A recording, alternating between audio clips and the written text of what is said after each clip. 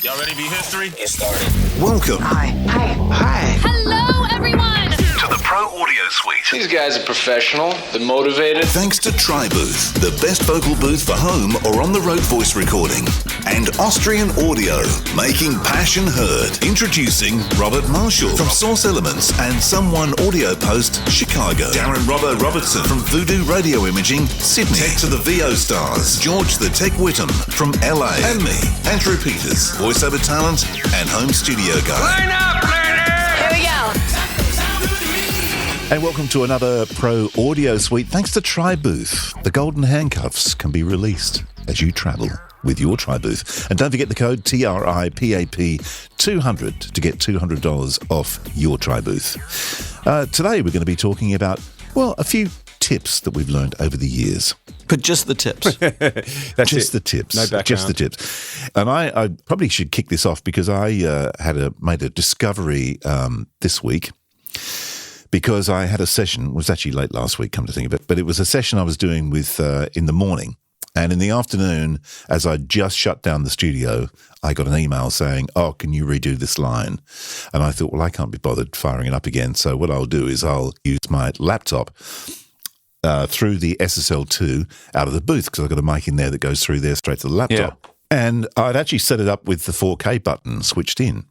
And which mic is this again? The OC18. OC18. Okay, got it. Mm-hmm. So I sent the file off, and then I got the reply of the email saying, have you changed your settings or something? And because if you have, I like it better. Can you continue using whatever you're using now? Okay. So what I'd realized, well, two things at play here. One was I've been playing around with the 41.6 and the OC818. Because the OC818 was going through the Neve, the 1073, and the 41.6 was going through the Grace. And I just changed them around just for an experiment and forgot to change them back. So he was getting the 41.6 through the Neve, so it was a bit MIDI full. But I changed them back the next day and I said, I'll send you two files. I'll send you what you like today and I'll send you what you historically liked before. We've gone back to using the 41.6 with the Grace. But having said that, the OC18 through the SSL2 with the 4K button pressed in sounds remarkably like a 41.6 through the Grace. They stand in for each other now. That extra high-end boost. Yeah. It's bizarre. But the thing is, I was kind of thinking, okay, so I see the stuff on these threads on Facebook all the time. Should I get this mic? Should I get that mic? What should I do here? Which one should I get? And it's always like, get the, the 41.6 and a TLM 103. My tip is get an OC18 and an SSL2, and then you've got both. You've got a large diaphragm without the 4K button pressed in, and then you've got this hyper sort of 41.6 sound with the 4K button in. Yeah, it's hard to beat the versatility with that setup. And, well, it's not hard to beat it, but it's hard to do it that simply. Yeah. To have a single push button that essentially changes mics. And then like I've just pressed that button, and then there it is. With the pattern switch on the OC18, you have those proximity effect changes. You can change. You're good to go. You could probably get into hypercardioid, and it'd be pretty. Yeah. But this is it. This is the OC18 with the 4K button pressed in, and you can hear like it's really, really cutting. It does sound like to me, sounds close to a 41.6. I'll bet one of the problems is you get too much into the OC18 because it doesn't have the long tube. So really it's like you want to be here, but if you get away from the OC18 with the same distance that you would be from the 41.6 and you put it in hypercardioid and pop in that 4K extra, like mid-range, high-end. Yeah. And you'll be getting to that cut through anything sound. Yeah. I think we are so accustomed to not a flat sounding mic, right? Like the sound of voiceover is not a flat mic because we moved away from a flat mic when we left ribbon mics, It's the same with our food. Everyone wants like overly salted food. Or spicy. Spice it Dave's up, hot baby. chicken. Well, not me, but hot chicken this, hot really chicken boring. that. You guys get the hot chicken trend in Australia? It's freaking. We get everything. Hot. The big trend, I reckon, here, well, probably everywhere around the world, is air fryers at the moment. If you're talking food, isn't it? Surely. Yeah. Yeah, the air fryer. I don't want my air fried.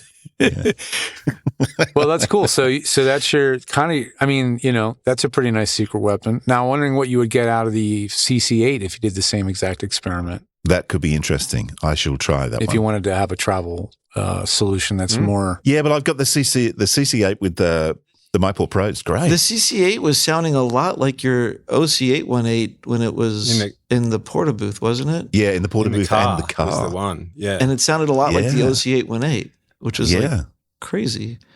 Yeah. Like, you should change your name from Mr. Big Balls to Mr. Rig, I reckon. Mr. Rig? Okay, we can change that. Mr. Rig. Yeah. Well, that's so. Is that your tip? I reckon that should have been your tip. That car one. That's amazing. Yeah. And I did send that file off to a guy called Chris Gates, who is a bit of a fan of the show, is an audio engineer here in Melbourne. I love the guy, but he's always cutting you off. He couldn't believe it. Gatesy. Very good. See, now, come on, we need a wah, wah. Shut the gate, the horse is bolted. Yeah, that's right. Exactly. Okay. That was fun. Come on, Robert. Give us a Source Connect tip. Oh, shit. I was hoping you wouldn't going to call Give us a Source Connect one. Tip? Yeah, just avoid airports. Here's your tip. So mine's more of a musical thing. Mine's something that musicians use a lot. And Robert was saying before, like drums is a big thing where musical mixers will use parallel compression. But the idea is that you get your voiceover set up nicely. So it's nicely compressed and sounding good with a nice EQ. But then what you do is you send that track to, it can either be another track or a bus, whatever way you want to work. For me, it's a bus because I've usually got layers of voiceover. So I just send it to a bus. And on that bus, you heavily compress the voiceover and you can manipulate re-EQ to whatever you want to do to get it to mix in. But the idea is that once you've got it set up and you've got that heavy compression going, you then drop that signal down, but then mix it back in so that it's not there up front, but it's just making that voiceover lift. And it's giving it that enough kick to punch through the music and sound effects and everything else that's going on. But because that original signal is still fairly dynamic, you've got this other compressed one that's mixing in underneath that gives it enough punch to punch through. Does that make sense? I'm not very good at explaining. I get it. I get it intellectually. it's one of those, like, it's like a tool that's always been in the toolbox, but I've been afraid to open it and use it. I don't know why. I don't have that experience. You are doing parallel gating right now, except one of your gates is set to nothing. That's true. I am mixing a mix of wet and dry. So that's essentially I guess that's what parallel processing is, right? Pretty much. Some of the processing, some of the not. There's those who argue that it's kind of like almost the same thing as just getting the right settings on the compressor. And I've messed around with it and it seems like you can kind of get the same stuff, but I would say that a parallel setup is way easier to dial in, and you can get like some pretty, especially on drums, where like nothing ever falls too far away, but it feels like you're never squashing the top. That's right. And it is just easy to get. Like I've really only used it on drums, but most compressors these days, most plugins, even like the LA2A copy of this, that, or the other thing. Almost every plugin manufacturer now puts a blend knob on the end of their compressors. It's so popular. So it used to be this trick. You'd set up the same processing on two channels and you have to get the same latency so that they would phase perfectly. And now it's like one knob. Well, so, I mean, I'm used to parallel processing, quote unquote, being something we use in when we're dealing with reverb or delay. Yeah. Because of course you need to have dry, or dry if mixed it's with only wet. reverb, there will be insanity, right? It would be unintelligible. So I'm very used. I said it'd be Nick Cave. Nick Cave he's super wet, right? Reverb. His stuff is. Am I right, Andrew? Is it Nick Cave? Oh, gotcha. Yeah. I thought you were making a joke because it sounds like he's in a cave. Well, it could be that his name too. is Nick Cave, and he sounds like he's in a church. You should know. You do have cave recording, Roberts. Yeah. So overly wet would be too much. So that I understand. I understand the concept. And so when we're talking about processing, we either talk about what serial or parallel. Is that the two versions of ways you treat processing? Technically, yeah. It's like insert or aux send return. Right. But that's what's interesting now, because a lot of insert plugins have a blend knob or a dry wet.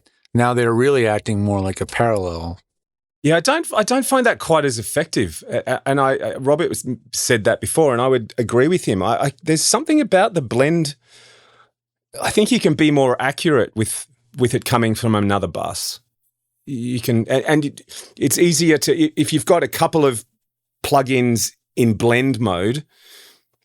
If it's on a separate bus, it's actually easier to, if you need to ride it a little bit, it's easier to do that too, I suppose.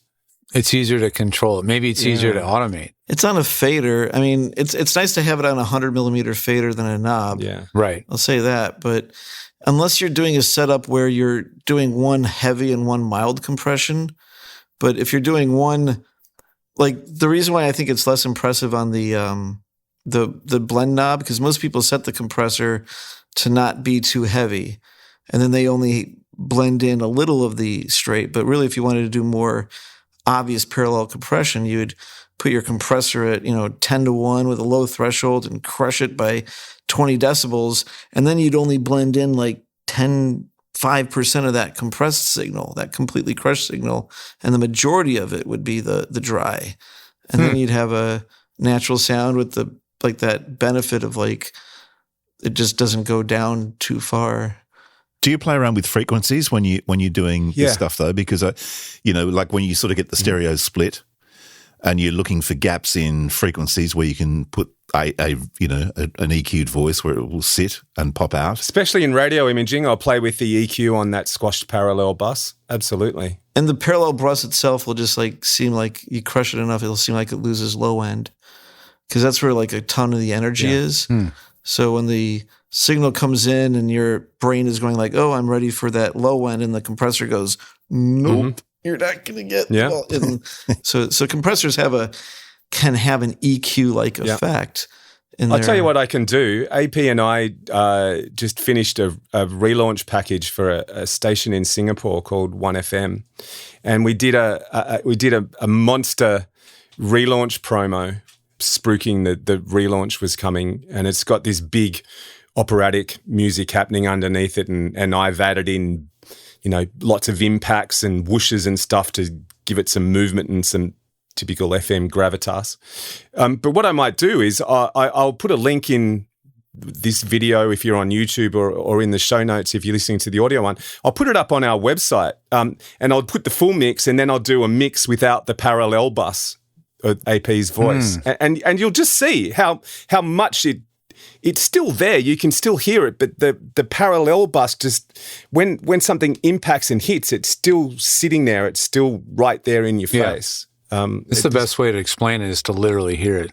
I was going to ask you if you had examples of where they're being, but that would be a cool idea to hear. I'll paste that up. Yeah. The parallel compression thing is much more kind of known in drums, I'd say, than it's something I haven't really talked about, and I do a podcast on radio imaging with the guys from Imaging Blueprint who we've had on this show before.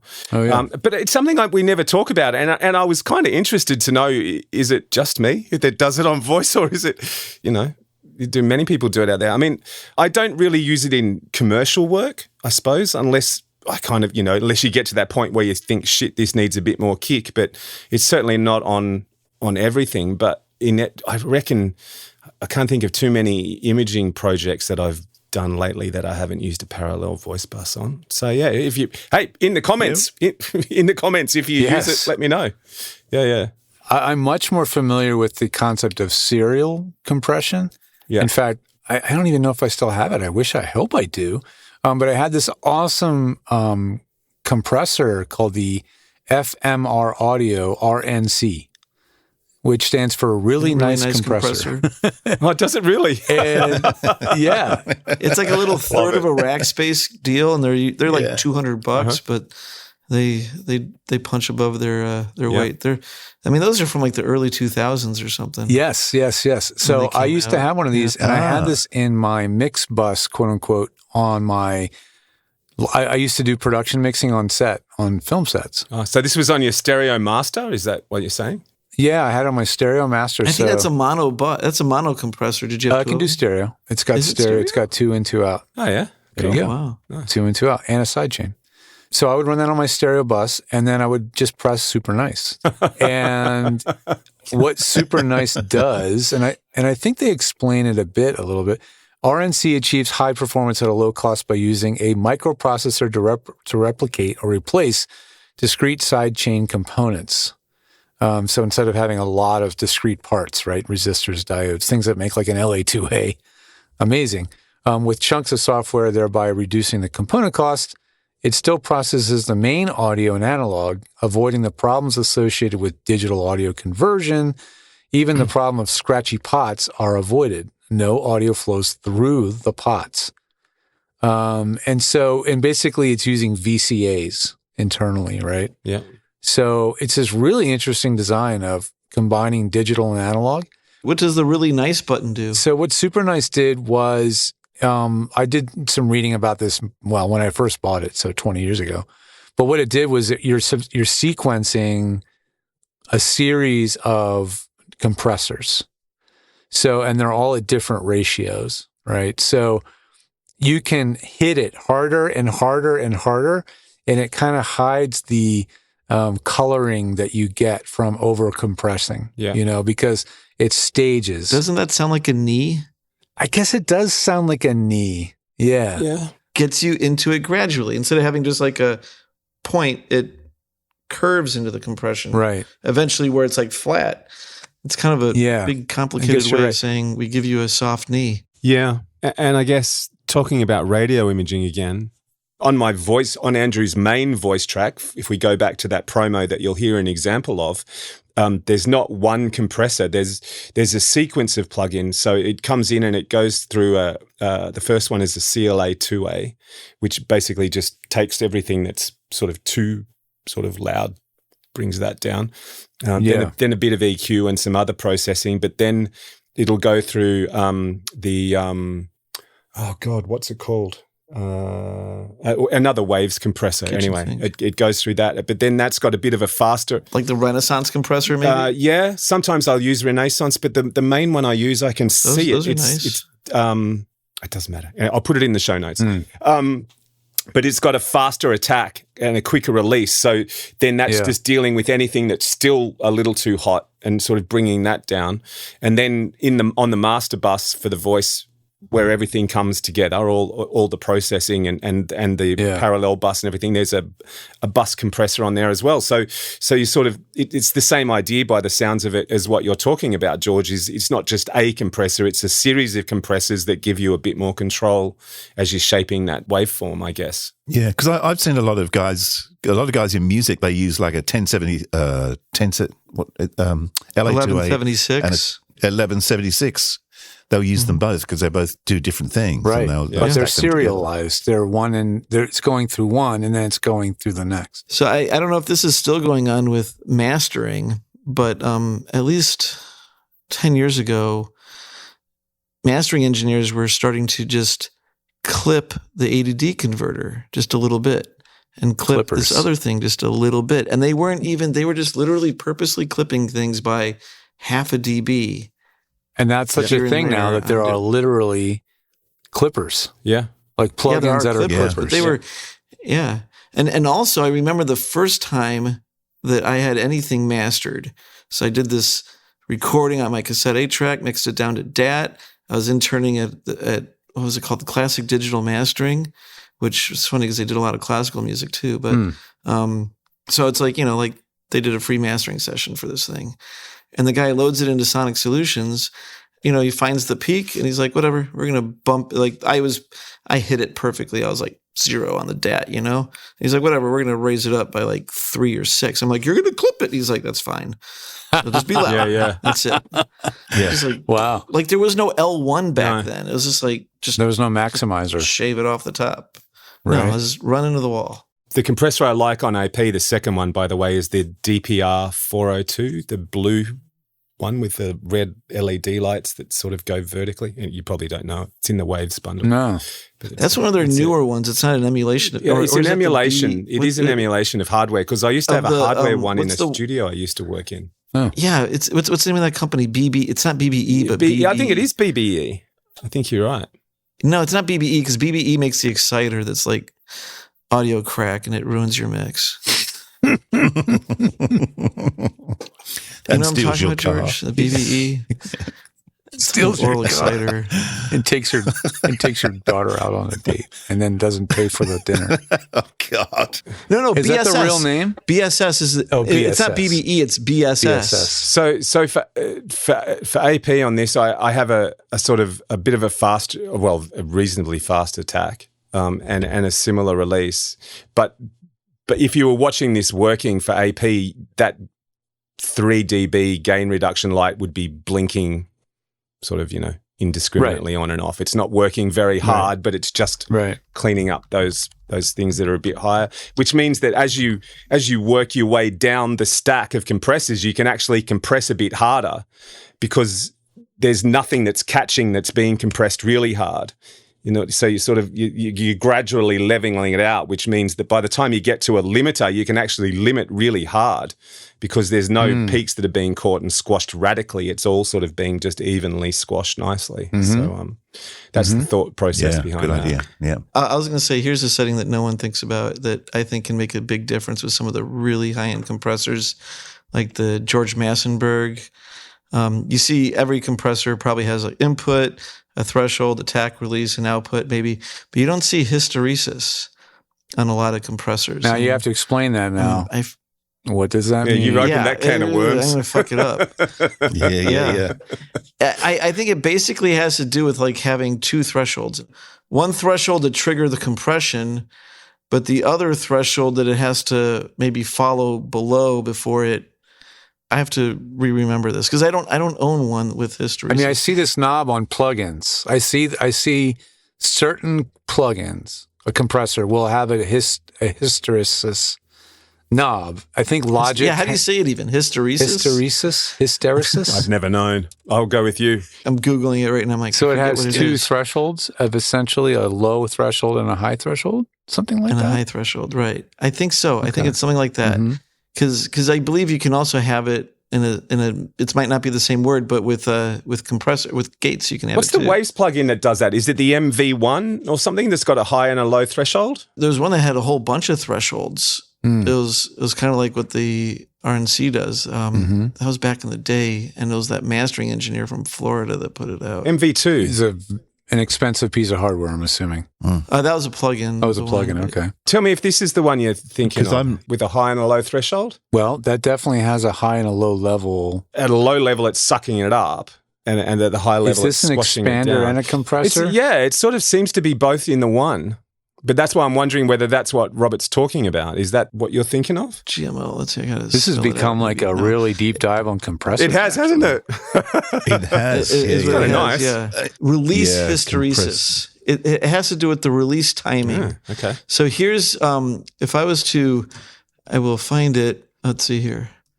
I'm zoomed in too much. Okay, so how do I share my screen? Down the now? bottom.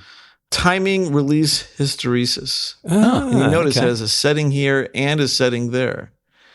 And it has to do, so maybe in here. So let's George see what I Massenburg find. is probably one of the most renowned hardware designers. And of what is that, the- like a $4,000 compressor? Yeah, I mean, everything he made is absolute, their money is no object. I mean, check this shit out. Crest Factor. Crest Factor. Wow. Yeah, timing and release hysteresis to precisely control dynamic features of musical performance when arbitrarily familiar features such as they don't tell us what it is. They just say it's cool stuff.